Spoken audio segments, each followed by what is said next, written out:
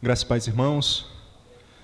Boa noite a todos. Nós vamos dar início ao nosso momento devocional, momento sempre que precede ao nosso estudo propriamente dito. Você que está em sua casa nos acompanhando, Deus abençoe. Os irmãos que estão aqui também trabalhando na transmissão, as irmãs que irão hoje ministrar louvores ao Senhor. O Senhor esteja abençoando a cada um de nós. Abra sua Bíblia no Evangelho de João, capítulo 10. Nós vamos fazer a leitura do versículo 1 até o versículo 18. E esse texto aqui tem a ver com aquilo que nós iremos tratar hoje no nosso estudo. Evangelho de João, capítulo 10, do versículo 1 ao versículo 18. Nós vamos fazer uma leitura de maneira alternada. Eu vou ler os versículos ímpares. Os irmãos respondem com os pares. Então, você que está em sua casa, abra sua Bíblia e também interaja com esta leitura. Vamos todos ler a palavra do Senhor. Evangelho de João, capítulo 10, do versículo 1 ao versículo 18, diz assim a palavra do nosso Deus. Em verdade vos digo, o que não entra pela porta no aprisco das ovelhas, mas sobe por outra parte, esse é ladrão e salteador.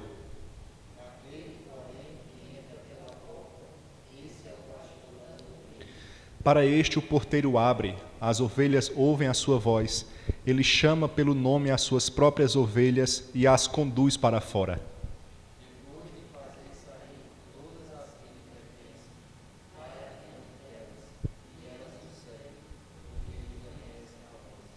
Mas de modo nenhum seguirão o estranho, antes fugirão dele, porque não conhece a voz dos estranhos.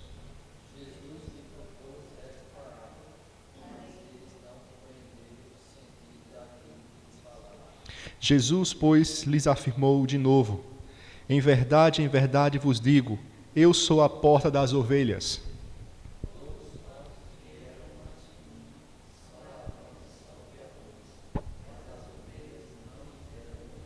Eu sou a porta, se alguém entrar por mim, será salvo, entrará e sairá e achará pastagem.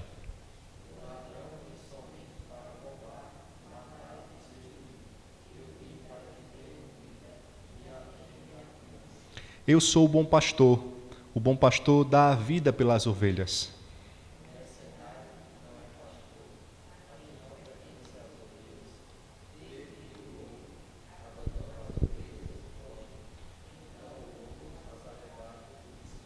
O mercenário foge porque é mercenário e não tem cuidado com as ovelhas.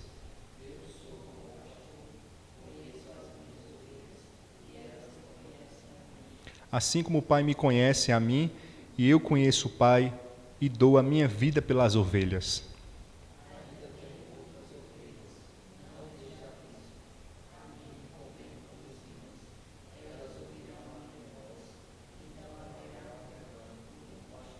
Por isso o Pai me ama, porque eu dou a minha vida para reassumir.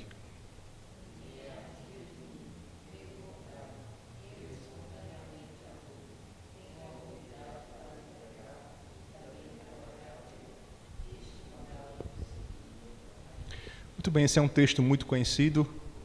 Inclusive, ano passado, lembro que as crianças estudaram esse texto, essa parábola que o Senhor Jesus conta, quando ele vai dizer que ele é a porta. Eu lembro muito bem das crianças fazendo esta lição. E aqui nós temos o Senhor falando acerca de si mesmo, dizendo que ele é o bom pastor. Além de dizer que é a porta no versículo 9, mas chamo sua atenção para o versículo 11. Ele vai dizer que ele é o bom pastor que dá a vida pelas ovelhas. É interessante que ele vai fazer um contraponto entre a sua pessoa e o mercenário. O mercenário que, por não ser pastor, foge quando as ovelhas estão em perigo. E ele, por ser pastor e por ser o bom pastor, não abandona suas ovelhas, mas está com elas, inclusive, como ele mesmo vai destacar, dá a vida para resgatar suas ovelhas. E hoje nós vamos ver no nosso assunto, nós estamos ainda estudando sobre a cristologia, nós vamos ver hoje um assunto bastante prático. Nós vamos tratar sobre as manifestações do senhorio pastoral de Cristo. O Senhor, de fato, é o bom pastor e nós vamos ver como esse seu pastorado se manifesta, se revela em favor do seu povo. Nós já vimos aqui um tópico, quando ele mesmo fala que ele dá a sua vida em favor das ovelhas para reassumi-las. Nós vamos ver outros tópicos, outras lições nessa noite, destacando esta realidade, as manifestações do senhorio pastoral de Cristo. Portanto, esse vai ser o nosso assunto, esse será o nosso assunto desta noite. Nós certamente veremos a obra magnífica do Senhor Jesus, aquele que é o bom e excelente pastor. Nós vamos agora fazer uma oração, nós vamos fazer uma oração de gratidão a esse Senhor que nos resgatou, que deu sua vida por nós. Nós vamos orar nesse momento. Vou pedir à nossa irmã Roberta a fazer essa oração de gratidão ao Senhor.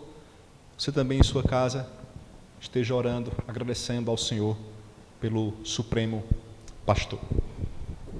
Senhor Deus, nosso Pai, graças te damos, Senhor, por mais um dia de vida, por podermos estar aqui, Senhor, reunidos para aprender mais de Ti. Graças te damos, Senhor, pela nossa igreja, pelo nosso pastor, pela Tua obra, Jesus, por ter nos salvo dos nossos pecados. Assim, agradecemos, Senhor, e já te pedimos pela palavra que o Senhor irá trazer, que o Senhor esteja o abençoando e o conduzindo, Senhor. Assim oramos em nome de Jesus. Amém. Amém. Nós vamos agora cantar ao Senhor algumas canções. Seremos conduzidos hoje pela nossa irmã Roberta no violão e a nossa irmã Aldeneide cantando e entoando canções de louvor ao nosso Deus.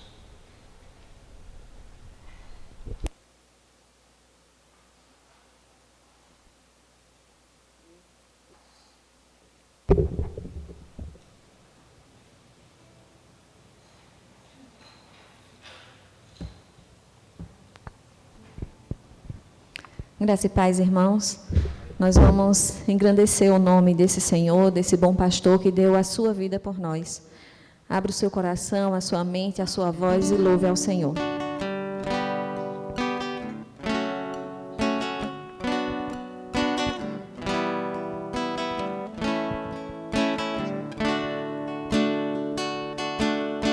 Minha alma engrandece ao Senhor. Meu espírito se alegra em Deus, meu Salvador, pois com poder tem feito grandes coisas e com misericórdia demonstrado amor. Santo,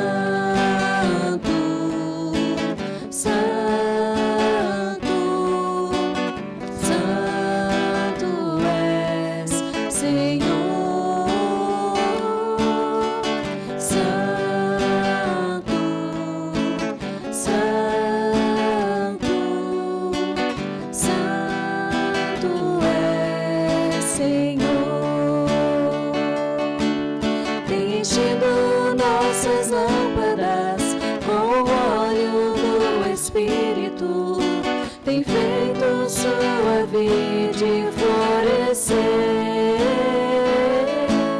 tem enchido nossas lâmpadas com o óleo do Espírito, tem feito sua vide florescer. Santo, Santo, Santo és, Senhor. Santo, Santo,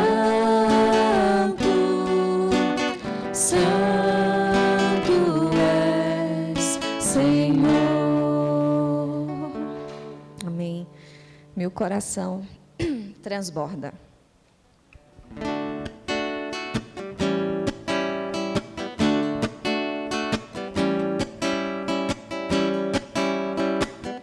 Meu coração transborda de amor, porque Deus é o Deus de amor. está repleta de paz, porque Jesus é a minha paz. Eu digo aleluia, aleluia, aleluia, aleluia, aleluia. Eu digo porque eu digo aleluia, aleluia, aleluia, aleluia, aleluia, amém.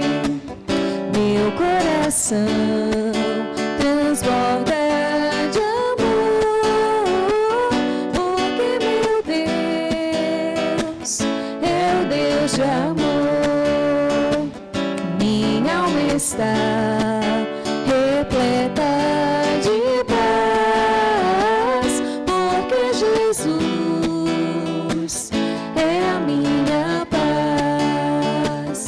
Eu digo aleluia, aleluia, aleluia, aleluia, aleluia. Eu digo porque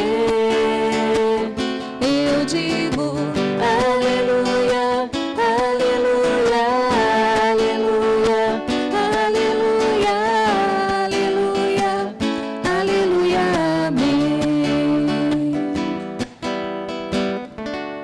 Amém. O Senhor nos abençoe.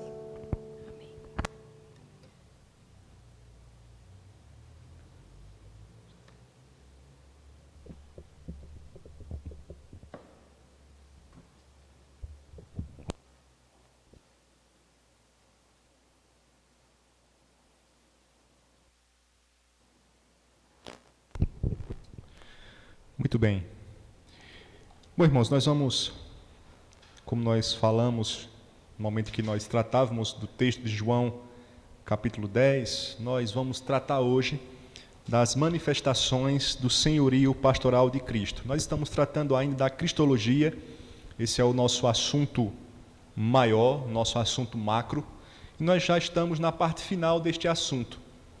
Na verdade, hoje nós vamos tratar destas manifestações do senhorio pastoral de Cristo. Nós vamos ver que é um aspecto bem prático.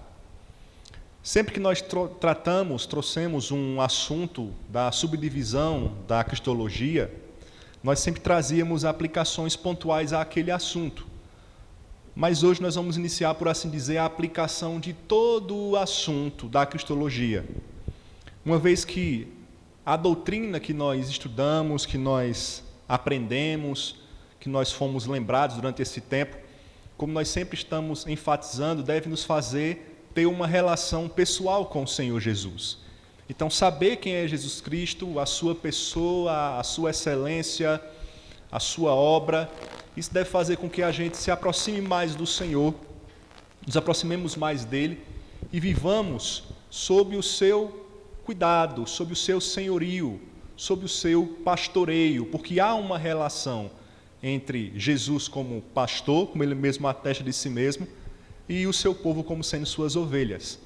Então nós vimos, ao longo do nosso assunto da cristologia, nós vimos as naturezas de Jesus Cristo, natureza divina e humana, nós vimos os nomes do Senhor Jesus Cristo, os nomes e os títulos que são aplicados à sua pessoa, e a importância de cada um destes dentro daquilo que ele revela sobre a sua pessoa, sobre a sua obra. Nós vimos os estados do Redentor, seu estado de humilhação quando ele se esvaziou e veio a este mundo, tornando-se reconhecido em figura humana. Nós vimos seu estado de exaltação quando ele vence a morte e é ressurreto, ele ressuscita e ascende aos céus.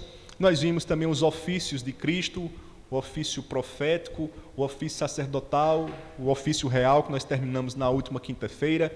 Vimos algumas heresias, algumas pessoas que lá atrás tentaram, de alguma forma, ir além do que a Bíblia revela acerca da pessoa de Jesus, e por isso mesmo andaram por caminhos escorregadios. Nós precisamos ter cuidado em relação a isso, para que nós não venhamos incorrer nestes erros. Então, tudo isso que nós estamos aqui falando está em nosso canal no YouTube, você pode acompanhar todas estas palavras, né, todos esses estudos anteriores a este. Então, diante de tudo isso que nós vimos, nós vamos começar hoje a trazer a conclusão, uma conclusão prática, mostrando que esse Jesus Cristo, que é Deus, que é homem, esse Jesus que é profeta, sacerdote, rei, esse Senhor Jesus que hoje está exaltado após seu estado de humilhação, esse Senhor é um pastor que se relaciona com intimidade com o seu povo. Então nós vamos ver a partir de agora as manifestações do senhorio pastoral de Cristo. Algo bastante prático, algo bastante simples da gente entender, para que a gente possa perceber esta realidade, que a cristologia não trata apenas de uma doutrina, mas é, antes de tudo, o estudo de uma pessoa com a qual nós devemos e podemos ter esse relacionamento de intimidade. Ele sendo o supremo pastor e nós, rebanho do seu pastoreio. Nós vamos então começar, eu quero iniciar com uma frase de um homem chamado Oscar Cullmann, ele falando acerca do senhorio do Senhor Jesus, e ele vai dizer o seguinte: o senhorio de Cristo há de estender-se a todos os âmbitos da criação. Se houvesse um só onde este senhorio fosse excluído, não seria total e Cristo deixaria de ser Kyrios. Kyrios aqui é uma palavra grega que nós estudamos lá atrás, quando nós vimos os nomes de Cristo. Nós vimos que esse é um título que é aplicado à sua pessoa, e esse título significa Senhor.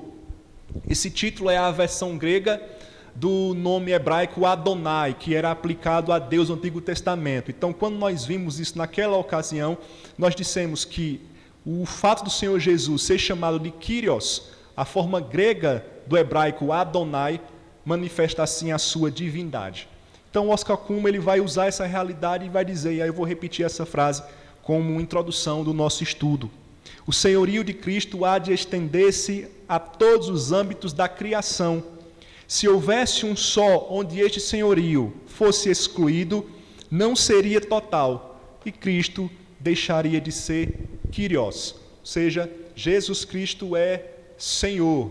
Essa é uma máxima que nós precisamos entender, precisamos propagar, assim como fizeram os antigos cristãos lá na igreja primitiva, no primeiro século, propagavam esta mensagem, por esta mensagem morreram inclusive, propagando o senhorio exclusivo de Cristo. Então, esse Cristo que é Senhor, ele manifesta esse senhorio de forma pastoral, agindo de conformidade com a sua vontade graciosa em favor do seu povo, em favor da sua igreja.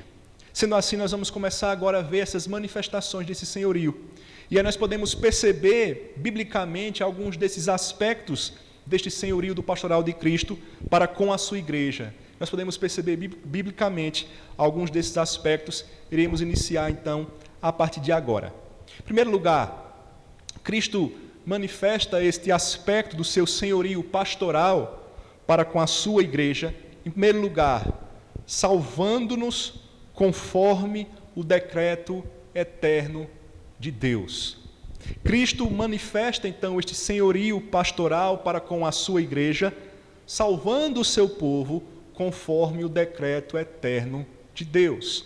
Ele salvou-nos conforme o decreto eterno de Deus. Lembremos, nós fomos destinados à salvação eterna em Cristo. Nós fomos escolhidos em Cristo. Há até um livro muito famoso com este título, Escolhidos em Cristo. Nós fomos destinados à salvação eterna em Cristo, nosso Senhor. Desde a eternidade, nós fazemos parte do glorioso propósito salvífico de Deus. Desde a eternidade. Porém, para que este propósito fosse de fato cumprido de forma eficaz na vida dos seus eleitos, era necessário algumas etapas. E uma dessas etapas era exatamente a vinda do Senhor Jesus Cristo para morrer em lugar do seu povo.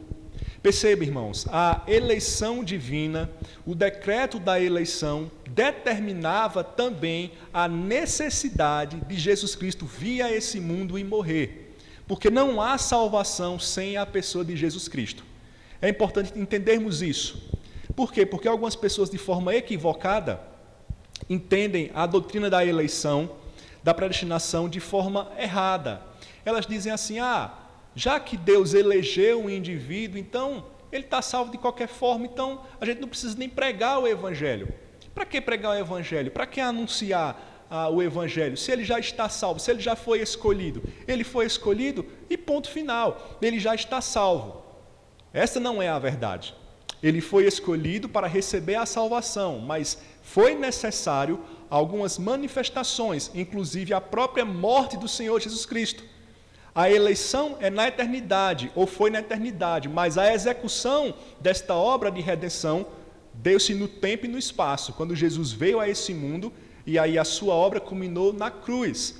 Por isso que nós devemos anunciar o Evangelho, por isso que nós devemos anunciar a morte e ressurreição do Senhor Jesus Cristo, para que o eleito possa ser salvo, porque ele é salvo somente por meio de Cristo Jesus. Então, todo eleito deve ouvir a mensagem de salvação. Ele tem que ouvir. O nosso dever é anunciar, o nosso dever é pregar. Então, a eleição, a predestinação, este decreto não é fatalista. Deus determinou os fins, mas também os meios. Ele escolheu os seus eleitos, mas os escolheu em Cristo. E Jesus, como sendo esse pastor, nos salvou conforme o decreto eterno de Deus. Ele veio com este propósito. Como nós vimos em João 10, ele veio para dar a vida em favor de suas ovelhas.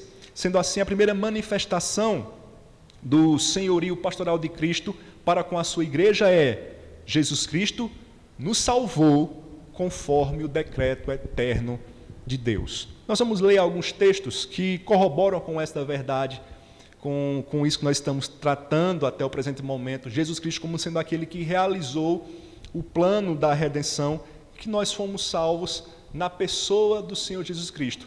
Foi necessário ele ter vindo a esse mundo e dar a sua vida como sendo esse bom pastor, conforme nós já lemos lá no Evangelho de João, capítulo 10. Nós vamos ler então alguns textos. Peço que você abra a sua Bíblia. 1 Tessalonicenses, capítulo 5, versículo 9. 1 Tessalonicenses, capítulo 5, versículo 9. Vamos ver o que é que diz então esse texto da palavra do Senhor.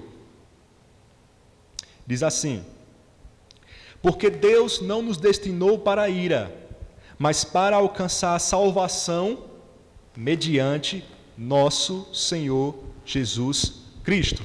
Então Deus nos destinou para alcançar a salvação. Como? Por meio de Cristo. Então é necessário a pessoa bendita do Senhor Jesus Cristo. Vamos ver agora Efésios capítulo 1, esse é um texto um pouco mais comprido. Abra sua Bíblia em Efésios capítulo 1.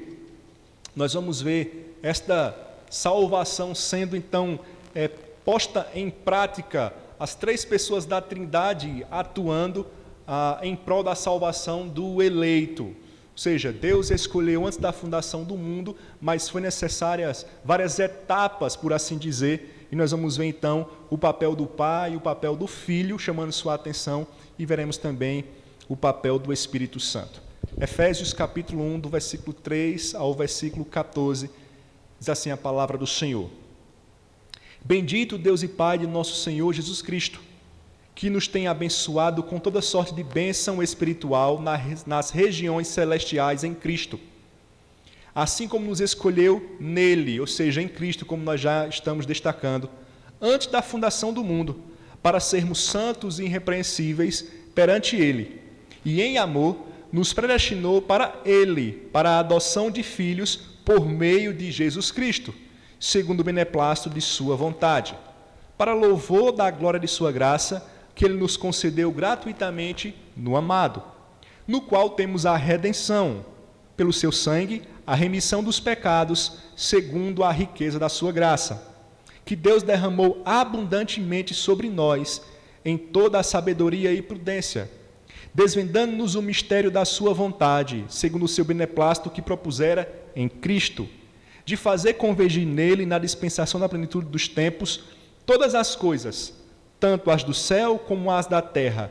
Nele, digo, no qual fomos também feitos herança, predestinados segundo o propósito daquele que faz todas as coisas conforme o conselho da sua vontade, a fim de sermos, para louvor da sua glória, nós os que de antemão esperamos em Cristo, em quem também vós, depois que ouvistes a palavra da verdade, o evangelho da vossa salvação, tendo nele também crido, fostes selados com o Santo Espírito da promessa, o qual é o penhor da nossa herança, até ao resgate da sua propriedade, em louvor da sua glória.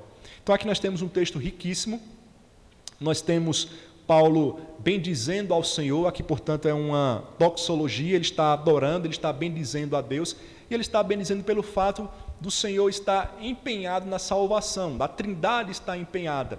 O Pai elege, o Filho é aquele que executa, o Espírito Santo é aquele que confirma, selando, portanto, aqueles que creem em Cristo Jesus por meio do Evangelho. Mas se você percebeu, e eu quis dar sempre destaque, muitas vezes ele usou esta expressão, em Cristo, em Cristo, em Cristo, porque de fato Jesus Cristo nos salvou conforme o decreto eterno de Deus. O decreto eterno de Deus existia, mas foi necessário Jesus vir a esse mundo e realizar a salvação, dando assim a continuidade ao propósito eterno do Senhor de salvar um povo para si.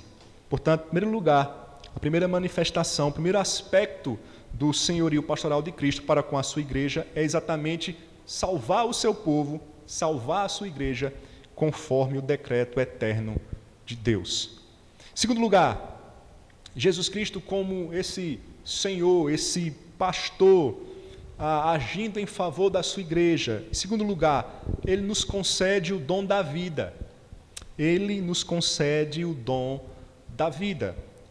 A Bíblia vai dizer, irmãos, que nós estávamos mortos em nossos delitos e pecados. Lembremos, Deus criou o ser humano de forma perfeita, em comunhão com ele, em retidão, com conhecimento verdadeiro de sua pessoa, em harmonia com ele, mas isso foi perdido no Éden, no momento em que o homem deu ouvido à serpente e desobedeceu à vontade de Deus, comendo do fruto da árvore do conhecimento do bem e do mal. A partir disso vem a morte sobre o ser humano.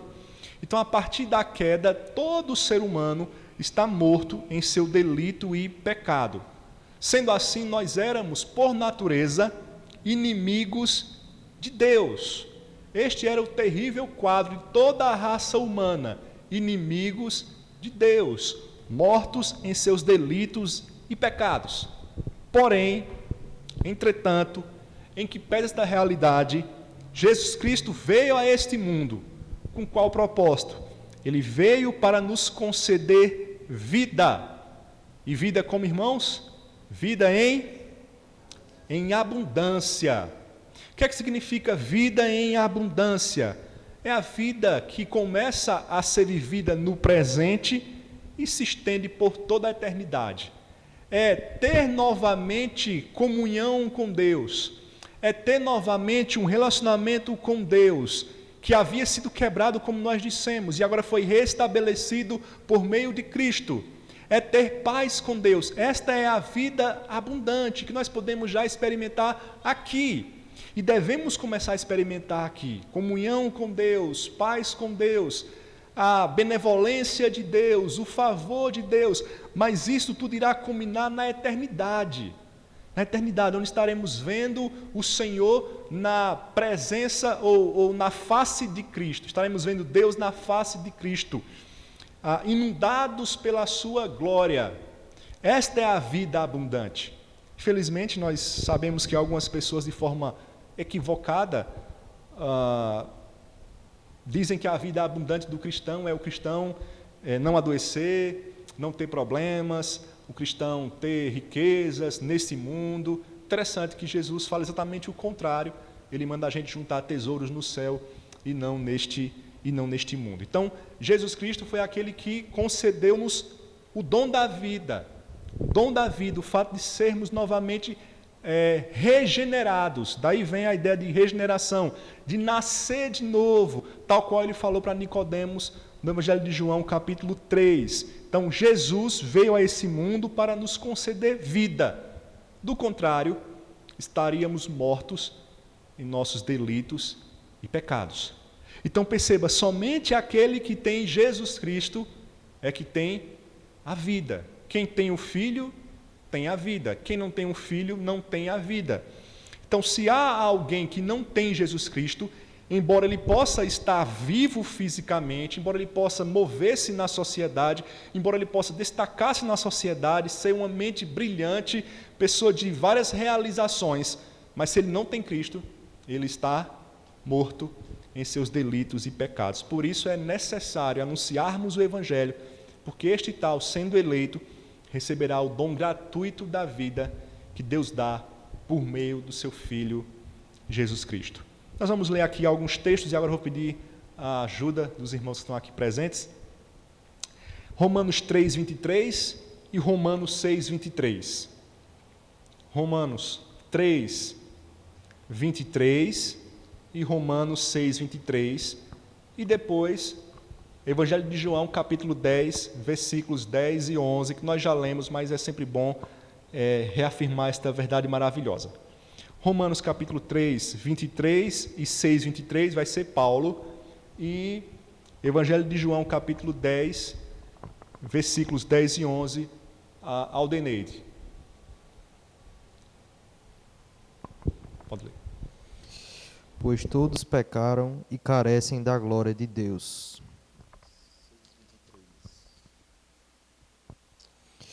Porque o salário do pecado é a morte, mas o dom gratuito de Deus é a vida eterna em Cristo Jesus, nosso Senhor. Muito bem, então vimos aqui esta realidade que nós já destacamos. Todos pecaram,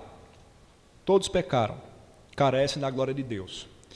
Romanos 3, 23, todos pecaram, carecem da glória de Deus. Romanos 6, 23 vai dizer o seguinte: porque o salário do pecado é a morte, mas o dom gratuito de Deus é a vida eterna em Cristo Jesus, nosso Senhor. Então, estávamos mortos em Adão, mas em Cristo, o segundo Adão, conforme o apóstolo Paulo, temos a vida.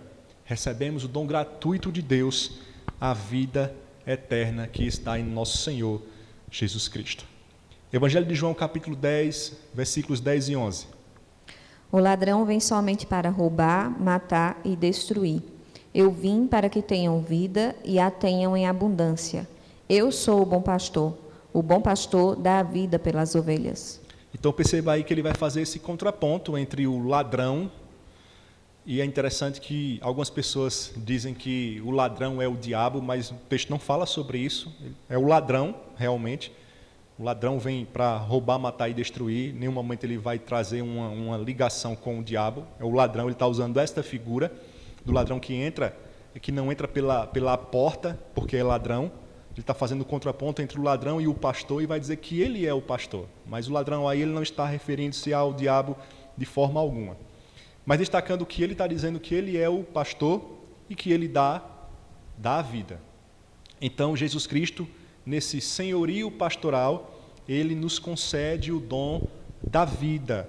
Sem Cristo Jesus, o ser humano continua morto em seus delitos e pecados. Volto a dizer, pode ser alguém de destaque na sociedade, pode ser uma pessoa de grandiosas realizações, pode ter uma mente brilhante, mas se não tiver Jesus Cristo, está morto, porque somente Jesus é aquele que pode nos dar a vida, porque Deus designou que a vida estivesse na pessoa do seu Filho bendito, Jesus Cristo. Portanto, a segunda manifestação, o segundo aspecto do senhorio pastoral de Cristo é que Cristo nos concedeu o dom da vida. Em terceiro lugar, Cristo manifestando o seu senhorio pastoral para com a sua igreja. Em terceiro lugar, manifesta a sua graça concedendo-nos a paz. Jesus manifesta a sua graça ao seu povo, concedendo a este povo a paz. Então, como nós falamos, por causa da queda do homem no pecado, há agora uma barreira entre Deus e o homem. E como nós lemos, o homem passou a ser objeto da ira de Deus. Lembremos, quando o homem cai no pecado, quando o primeiro casal cai no pecado, Deus toma uma atitude. Deus expulsa aquele casal da presença dele, da sua presença. Ele então coloca ali anjos guardando a entrada do paraíso, para que então pudesse evitar que eles pudessem ter novamente acesso ao jardim. Eles estão ali com espadas desembainhadas, protegendo a entrada do jardim. Querubins estão ali postos pelo Senhor, em guarda. Portanto, há uma separação. O homem passou a ser agora objeto da ira de Deus, porque quebrou a sua vontade, quebrou a sua santa vontade, lhe desobedeceu, objeto da sua ira. Ele não está em paz com Deus, não há mais paz entre Deus e este homem. Mas graças a Deus que Jesus Cristo veio a esse mundo e que por meio de Jesus nós temos o perdão dos nossos pecados. E aí, por causa disso mesmo, Deus então nos justifica mediante Cristo. Mediante Cristo. E aí, a partir desta realidade, ele muda o nosso status de condenados para declarados justos. Isso é o que nós chamamos de justificação. Então, aqueles por quem Jesus morreu, recebem de sua parte todas as suas virtudes. Lembremos, Jesus veio a esse mundo, tornou-se um de nós, assumiu nossa natureza humana, ele é 100% homem, nós sabemos que esta é uma verdade que nós não podemos negociar. Ele é 100% homem, assim como é 100% Deus. Ele veio a esse mundo, viveu uma vida santa, acumulou tesouros de justiça, porque sua vida foi santa, sem mácula alguma. Então ele morre na cruz em favor dos seus eleitos, em favor das suas ovelhas. Ele dá a sua vida para reassumi-la, como nós já lemos aqui no Evangelho de João, capítulo 10. Estes por quem Jesus morreu, recebem o seu tesouro de justiça, ao mesmo tempo que Jesus toma destes os seus pecados e paga-os na cruz. É nesse sentido que o apóstolo Paulo vai dizer que Jesus Cristo foi feito pecado por nós, porque Jesus na cruz assumiu o papel de pecadores. Ele foi declarado naquele momento como sendo culpado por aqueles pecados, uma vez que ele veio pagar por eles. A dívida que era nossa foi lançada na conta do Senhor Jesus Cristo. E a sua justiça foi colocada, imputada em nossa conta. Nós chamamos isso de justificação. Sendo assim, Deus olha para aqueles por quem Jesus morreu e declara-os justos. Por quê? Porque vê sobre eles não mais os pecados, uma vez que Jesus já os pagou, mas vê agora a justiça do seu Filho sendo imputada, sendo colocada sobre estes tais. Por isso que nós chamamos o sacrifício de Cristo como sacrifício vicário, ou seja, o sacrifício substitutivo. Isso. É isso? Isso.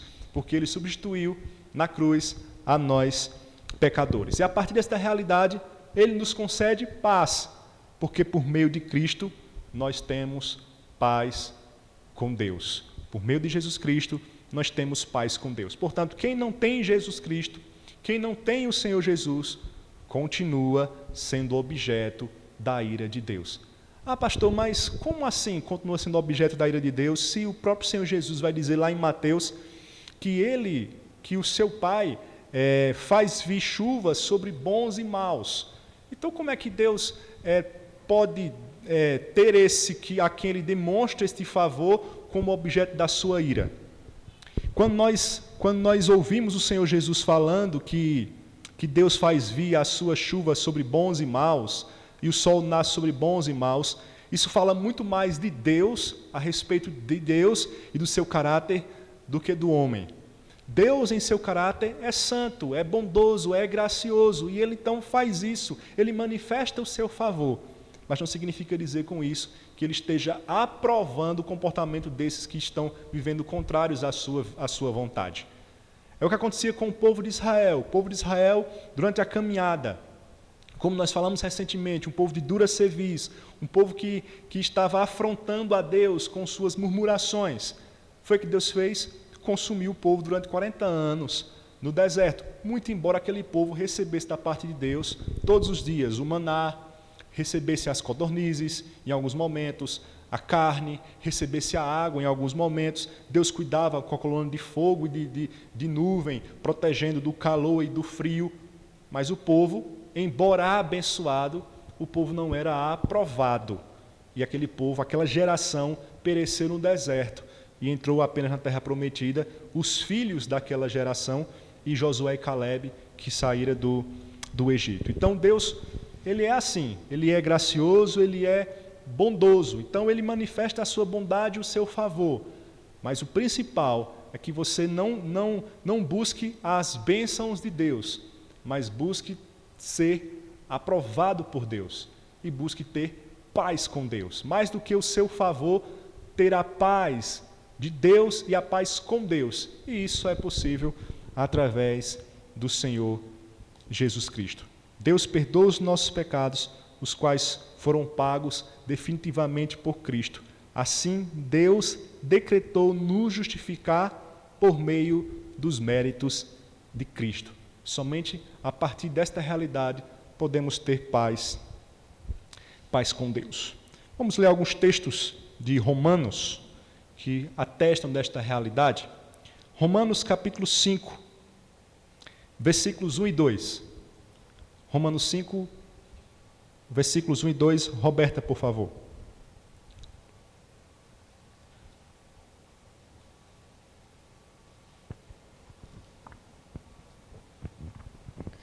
Justificados, pois, mediante a fé, temos paz com Deus por meio do nosso Senhor Jesus Cristo, por intermédio de quem obtivemos igualmente acesso, pela fé, a esta graça na qual estamos firmes, e gloriamo-nos na esperança da glória de Deus. Muito bem, agora vamos lá, perceba aí, antes da gente ir para outro texto, perceba esta realidade. Justificados, pois, mediante a fé, temos o quê? Fruto dessa justificação, paz com Deus, por meio de quê? De Jesus Cristo, do Senhor Jesus. Agora vamos ver Romanos capítulo 8, versículo 1, e depois nós vamos dar um salto para o versículo 31, e aí nós vamos ler 31, 32 e 33.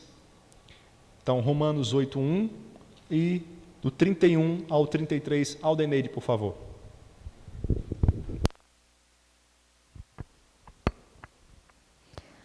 Agora, pois, já nenhuma condenação há para os que estão em Cristo Jesus.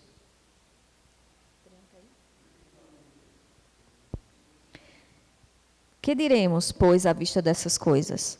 Se Deus é por nós, quem será contra nós? Aquele que não poupou o seu próprio filho, antes por todos nós o entregou, porventura não nos dará graciosamente com ele todas as coisas? Quem intentará acusação contra os eleitos de Deus? É Deus quem os justifica. Muito bem. E aí, dando continuidade, versículo 34. Quem os condenará? É Cristo Jesus quem morreu, ou antes quem ressuscitou, o qual está à direita de Deus e também intercede por nós. Quem nos separará do amor de Cristo? Será tribulação, ou angústia, ou perseguição, ou fome, ou nudez, ou perigo, ou espada? Como está escrito, por amor de ti somos entregues à morte o dia todo, fomos considerados como ovelhas para o matadouro. Todas estas coisas, porém, somos mais que vencedores por meio daquele que nos amou. Então, veja exatamente esta realidade, que o Senhor está agindo em nosso favor. E nada pode nos separar e fazer mudar esta realidade, uma vez que em Cristo nós temos paz com Deus. Sendo assim, Jesus, como esse pastor, manifesta o seu senhorio para com a sua igreja, manifestando a sua graça, concedendo-nos a paz.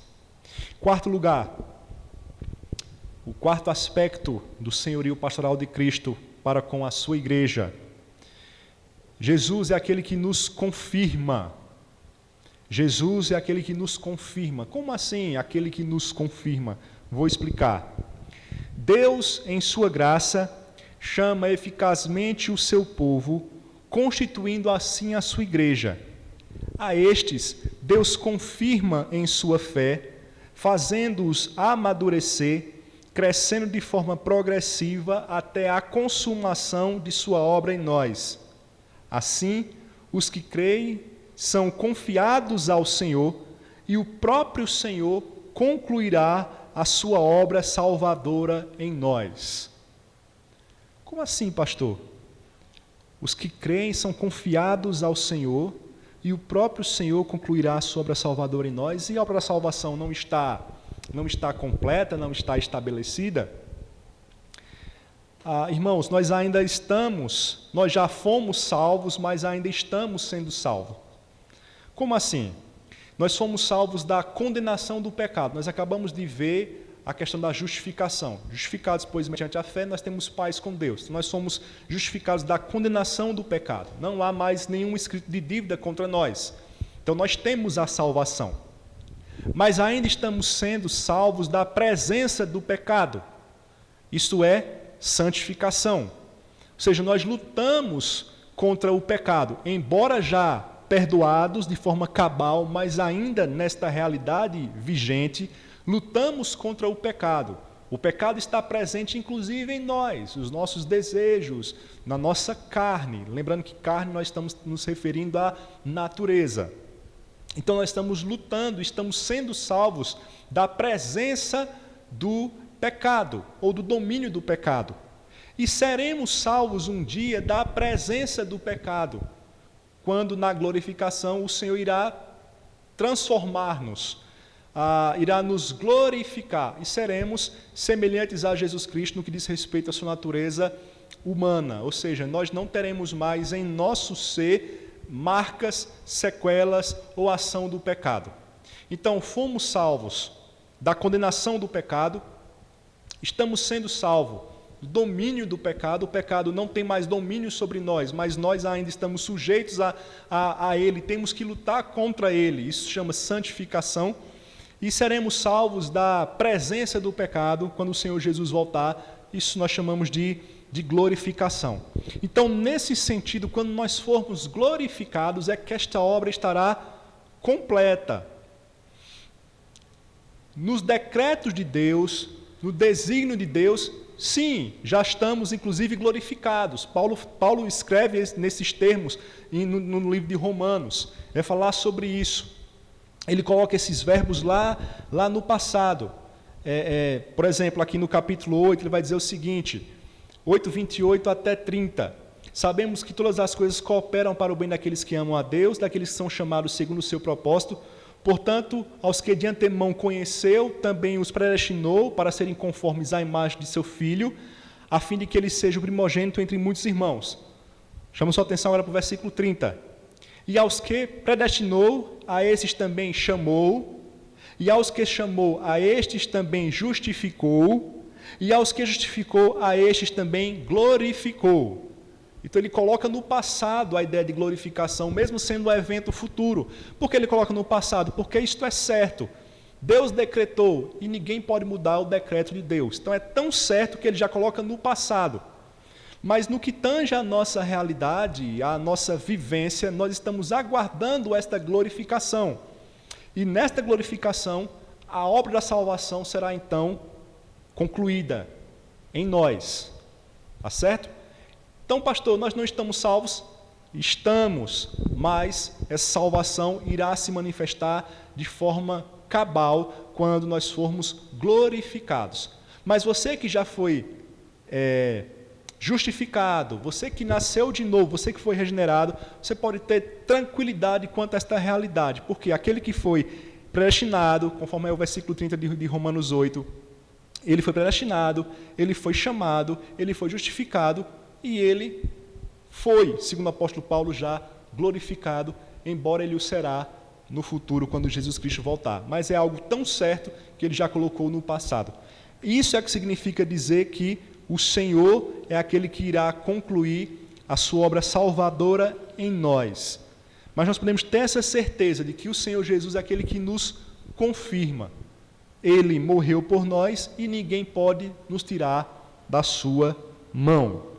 Nós vamos ler 2 textos que também atestam desta realidade. 1 aos Coríntios, capítulo 1, do versículo 4 ao versículo 9.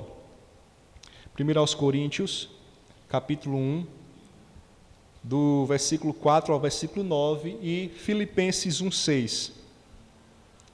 Filipenses 1:6. Eu vou ler 1 aos Coríntios, capítulo 1, do versículo 4 a 9, e diz assim: Sempre dou graças a meu Deus a vosso respeito, a propósito da sua graça, que vos foi dada em Cristo Jesus, porque em tudo fostes enriquecidos nele, em toda a palavra e em todo o conhecimento, assim como o testemunho de Cristo tem sido confirmado em vós. Olha aí, a ideia de confirmação. De maneira que não vos falte nenhum dom, aguardando vós a revelação de nosso Senhor Jesus Cristo, o qual também vos confirmará até ao fim, para serdes irrepreensíveis no dia de nosso Senhor Jesus Cristo. Fiel é Deus, pelo qual fostes chamados à comunhão de seu Filho Jesus Cristo, nosso Senhor. Então, chamados e confirmados, chamados e guardados pelo Senhor até o último dia. E agora Filipenses 1:6, Paulo, por favor, Filipenses 1:6. Estou plenamente certo de que aquele que começou boa obra em vós há de completá-la até o dia de Cristo Jesus. Então, ele começou a boa obra e ele irá, então, contemplar, ou melhor, completar. Tá? Então, nesse sentido, nós ainda estamos sendo salvos, embora já o sejamos, mas ainda lutamos com o pecado, lutamos contra o domínio do pecado, ainda temos a presença do pecado, e tudo isso será retirado, extirpado, quando Jesus voltar no último dia e assim formos glorificados. Então é nesse sentido que Jesus nos confirma. Então aquele que foi salvo, ele permanece salvo, porque o Senhor Jesus é aquele que nos confirma esta salvação, dando o seu Espírito Santo, o seu Espírito Santo nos selando, dando então a sua graça, dando os dons que nos capacitam a lutarmos e a buscarmos a santificação. Louvado seja o Senhor, porque o Senhor nos salvou e não nos deixou à mercê de nós mesmos, mas nos salvou e nos mantém firmes, nos confirmando a cada dia. Por isso que nós precisamos ter sempre comunhão com o Senhor. Por isso que, como ovelhas, precisamos do nosso bom pastor. É muito interessante, irmãos, esta imagem que é utilizada para o povo de Deus, tanto no Antigo Testamento quanto no Novo Testamento. Deus como sendo o pastor e o seu povo como sendo ovelha. É muito interessante. Por quê? Porque a ovelha é um animal completamente indefeso. A ovelha não tem defesas naturais. A ovelha, se vier um lobo, se vier um predador, e se ela estiver sozinha, fatalmente ela irá então sucumbir a este predador. Mas se ela estiver com o seu pastor, o pastor irá então defendê-la. Então, diante dessa realidade, esta é a imagem que é aplicada ao povo de Deus, para mostrar que nós precisamos sempre do Senhor. Fomos salvos e precisamos nos manter junto a Ele, para que Ele esteja confirmando esta salvação a cada dia e nós andemos assim em segurança. Quinto lugar, aspecto do senhorio pastoral de Cristo para com a sua igreja. Faz crescer reciprocamente o amor fraterno da igreja. Faz crescer reciprocamente o amor fraterno da igreja. Lembremos, igreja dá a ideia de coletividade. Igreja dá a ideia de corpo, tanto que a igreja é chamada de corpo de Cristo. E Cristo, que é o cabeça, ele é aquele que faz crescer o amor fraterno entre os irmãos na igreja. Portanto, é importante a gente entender esta realidade, que se nós fazemos parte da igreja, se nós fazemos parte do corpo de Cristo, se nós estamos ligados à cabeça, e se esse Senhor nos amou, é nosso dever amar o Senhor, mas também amar aqueles por quem Jesus morreu. Então não existe um cristianismo isolado. Não existe um cristão que vai viver somente uma relação vertical, ele e Deus. Não, ele vai viver esta relação vertical, ele e o Senhor, como nós acabamos de ver, nessa relação de dependência, mas também uma relação horizontal, manifestando inclusive com esta relação horizontal, ou seja, o seu amor para com os seus irmãos, manifestando nisto que a sua relação com Deus está em dia. Porque se eu amar o meu irmão, eu estou demonstrando de forma clara que a minha relação de amor com Deus está em dia. Porque a palavra do Senhor vai dizer o seguinte: como é que você pode dizer que ama a Deus, a quem você não vê, se você não ama a seu irmão, a quem você vê? Então, quando nós pensarmos em corpo, pensarmos em igreja, pensarmos em Jesus como pastor e a gente como ovelha, lembremos de rebanho, e como rebanho precisamos demonstrar afeto e amor pelas outras ovelhas do Senhor. Porque o Senhor, como pastor, faz crescer reciprocamente o amor fraterno da igreja. Amamos ao Senhor e amamos aqueles por quem Jesus Cristo morreu. Amamos os nossos irmãos em Cristo. Sendo assim, precisamos, irmãos, a partir desta realidade, buscar investir nos nossos relacionamentos. Relacionamento é algo que a gente deve investir. Ele não vem de forma natural, a gente precisa investir. Então, é seu irmão em Cristo, é meu irmão em Cristo. Pronto, só basta eu não ter nenhum tipo de problema com ele. Não basta você não ter problema com ele. Além de não ter problema com ele, você tem que buscar ter comunhão com ele. Evitar problemas e investir em comunhão. Afinal de contas, foi para isso que nós fomos chamados. Então, dentro desse contexto, do Senhor Jesus como pastor, e nós como ovelhas do seu pastoreio, precisamos também demonstrar amor pelos nossos irmãos, pelo povo do Senhor. Precisamos amar aqueles por quem Jesus morreu, aqueles por quem Jesus manifestou seu amor. Fazendo isso, nós estamos glorificando ao Senhor.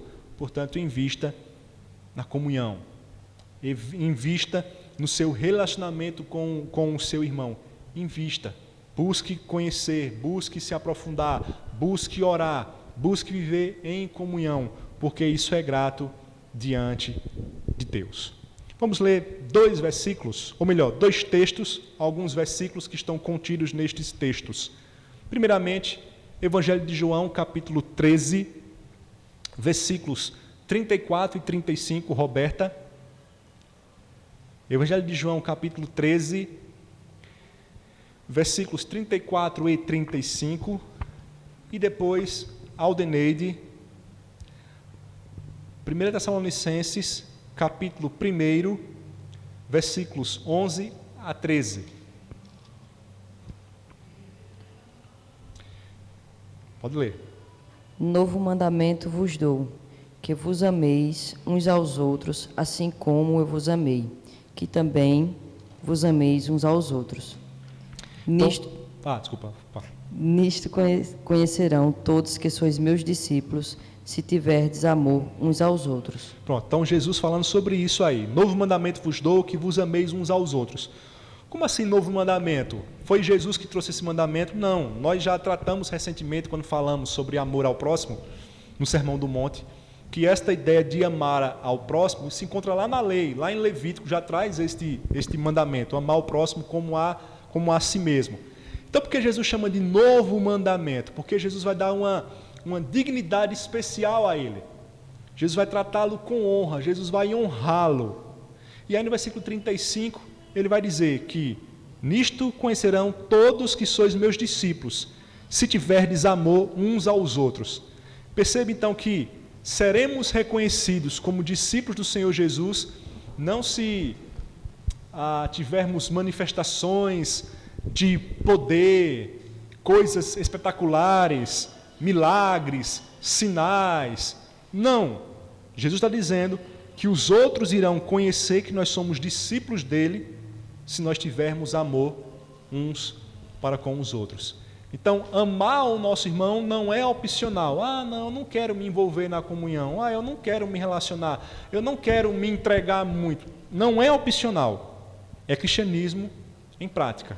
É glorificar e honrar a Deus mediante a obediência à sua vontade. Fazendo isso, seremos conhecidos como discípulos do Senhor Jesus Cristo. Aldeneide, agora. 1 Tessalonicenses, capítulo 3, versículos 11 a 13. Ok. Ora, o nosso mesmo Deus e Pai e Jesus, nosso Senhor, dirijam-nos o caminho até vós, e o Senhor vos faça crescer e aumentar no amor uns para com os outros e para com todos, como também nós para convosco, a fim de que seja o vosso coração confirmado em santidade, isento de culpa, na presença de nosso Deus e Pai, na vinda de nosso Senhor Jesus Cristo, com todos os seus santos. Repete, por favor, a parte aí do aumente. Repetir, por favor. O 12. E o Senhor vos faça crescer e aumentar no amor uns para com os outros e para com todos, como também nós para convosco. Então veja que é Cristo como pastor, né, como demonstrando esse senhorio pastoral para com a sua igreja, que é Ele que faz crescer reciprocamente o amor fraterno da igreja. E para concluir, neste momento, nós vamos ver, sexto lugar, que Cristo revela este senhorio pastoral para com a sua igreja, alimentando e cuidando da sua igreja. Ele alimenta e cuida da sua igreja. A união de Cristo com a igreja, o seu corpo, é vital e real. Chamamos isso até de união mística, a união mística entre Cristo e a sua igreja, entre Cristo e o seu povo. O Senhor cuida de nós, nos alimentando, para que sejamos nutridos espiritualmente, visando a nossa maturidade. Ele continua a nos alimentar. Quando nós tratamos do ofício profético, dentro dos 3 ofícios que tratamos do Senhor Jesus Cristo, nós falamos que o Senhor continua atuando como profeta hoje. E como é que Ele continua atuando? Ele continua atuando através da palavra.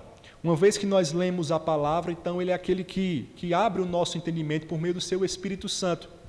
E Ele atua também por meio dos pregadores do Evangelho, aqueles que são chamados e são vocacionados pelo Senhor para então pregarem com fidelidade a sua palavra. Por meio destes, Cristo também está alimentando e ensinando a sua igreja.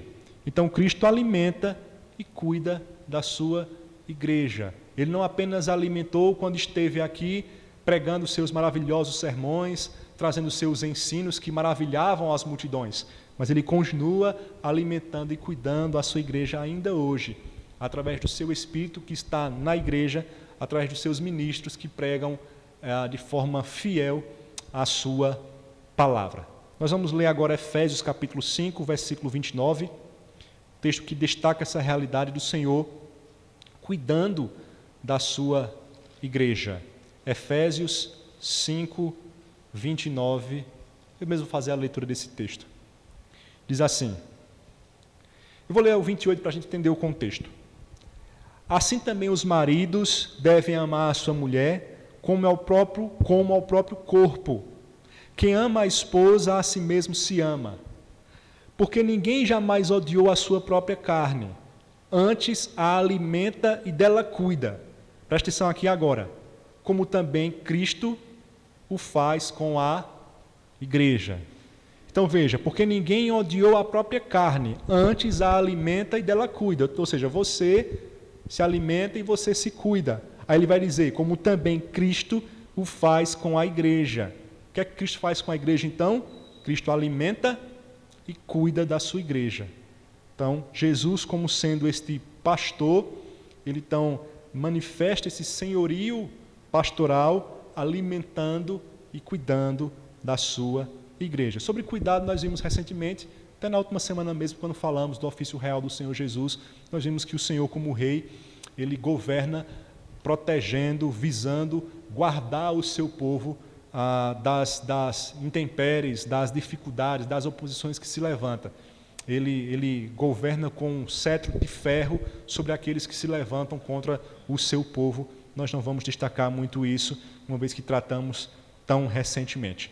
Então, para finalizar esse momento, eu quero ler uma frase do William Hendrickson que se enquadra e que se encaixa aqui nesta realidade do Senhor como sendo aquele que alimenta e cuida da sua igreja. Ele diz assim: não existe um momento sequer que Cristo deixe de cuidar ternamente de seu corpo, a igreja. Vivemos sob a sua constante vigilância.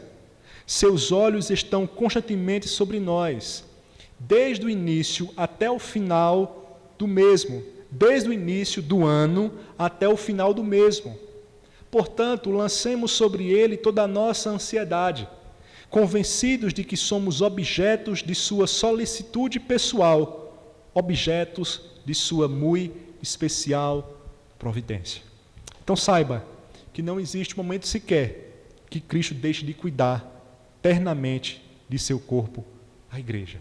Estamos constantemente sob a sua vigilância.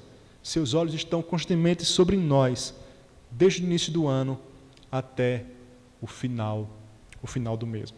Cristo, como pastor, alimenta e cuida de sua igreja. Portanto, irmãos, nós começamos a ver neste momento, neste dia de hoje, as manifestações, os aspectos do senhorio pastoral de Cristo para com a sua igreja. E aí nós vimos, recapitulando, que Ele nos salvou, conforme o decreto eterno de Deus, que Ele nos concedeu o dom da vida, que Ele manifesta a sua graça concedendo-nos a paz, que Ele nos confirma, ou seja, a salvação que se iniciou, ela vai se completar na sua vinda, e Ele nos confirma. Ele nos faz crescer reciprocamente o amor fraterno da igreja, Ele faz crescer esse amor entre os irmãos, e por fim, Ele alimenta e cuida da sua igreja. Próxima semana daremos continuidade a este assunto. Nós vamos ver que Cristo ele continua fazendo outras coisas como pastor em favor do seu povo. Que todos nós estejamos atentos a esses ensinos para que nós sejamos assim fortalecidos, animados, exortados a confiar no Senhor, sabendo que temos um supremo e excelente pastor que tem cuidado de nós. Nós vamos orar nesse momento, nós vamos encerrar esse momento de estudo, orando ao Senhor, e após a oração darei alguns avisos. Senhor, queremos nesse instante agradecer por esse estudo, por esse momento que tivemos, agradecer porque nós vimos de forma clara, direta, objetiva, as ações do Supremo Pastor em prol do seu povo, a igreja. Como Ele tem cuidado de nós.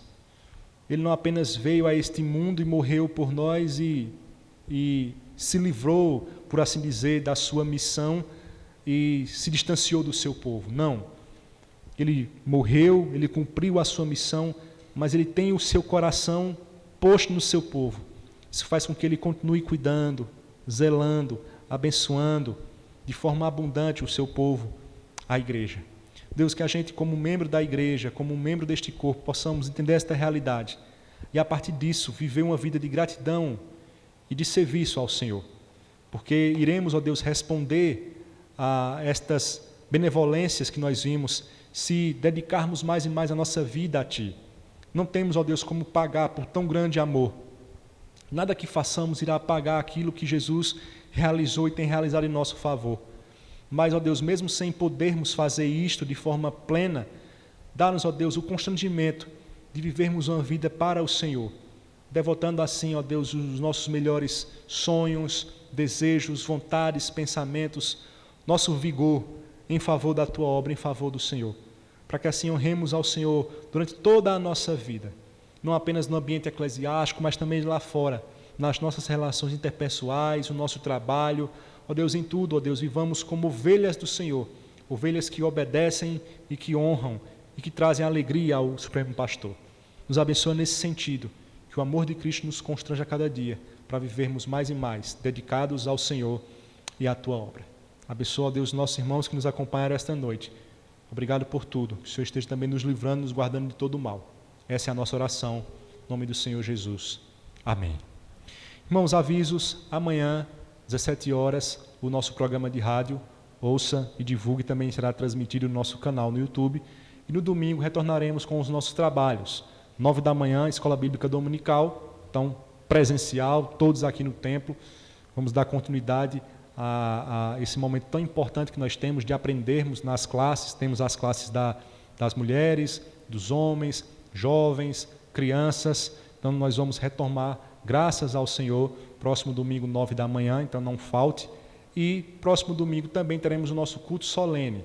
Este um pouco mais cedo do que costumeiramente nós temos. O nosso culto é 18h30, mas por hora estaremos fazendo às 17 horas.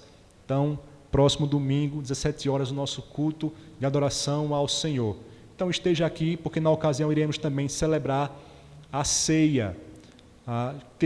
Seria celebrada no primeiro domingo, mas nós não podíamos nos reunir naquele momento. Agora, retornando aos trabalhos, estaremos celebrando a ceia do Senhor, este meio de graça tão importante para as nossas vidas. Então, próximo domingo, 17 horas, culto de adoração ao Senhor, presencial, celebração da ceia. Não falte, esteja aqui com gratidão e espírito de adoração ao nosso bom pastor. Deus abençoe a sua vida. Uma boa noite a todos.